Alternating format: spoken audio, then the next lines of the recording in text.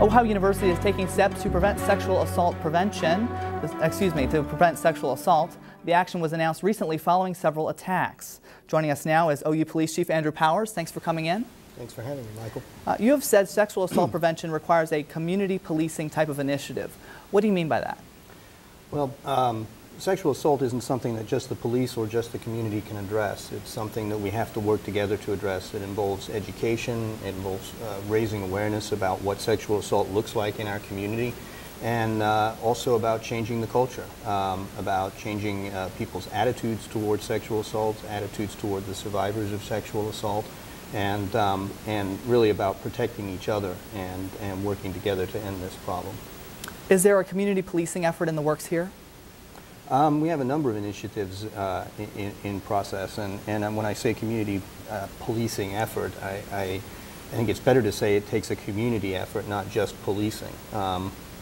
We can certainly provide police services to enforce the law and to provide patrol and that sort of thing, but if you really look at the types of sexual assaults that we most often encounter in a university setting, they're acquaintance rapes.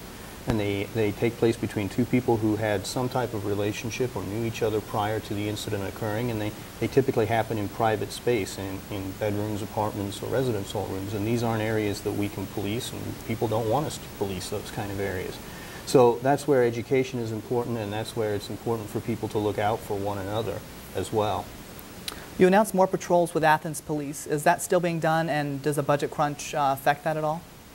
We have an ongoing joint patrol with the Athens Police Department that focuses primarily in the Mill Street neighborhood. That patrol was first implemented about 2 years ago, almost 3 years ago now, and was really designed to address a number of problems in a community policing concept. That happened to be an area where we had a series of attacks in the spring, so it's fortuitous that we've had that area as an area that we've targeted for extra patrol anyway. And we are going to continue doing that and using patrol officers for that purpose, and hope that we can do that despite budget cuts. Now, we only have about 10 seconds, but give us a quick update on the Joint Police Advisory Council. The mayor and the president are appointing a Joint Police Advisory Council specifically to try and prioritize police activity and develop community policing initiatives centered around crime prevention for issues like this. All right, Chief Powers, thanks again for stopping by tonight. Thanks for having me.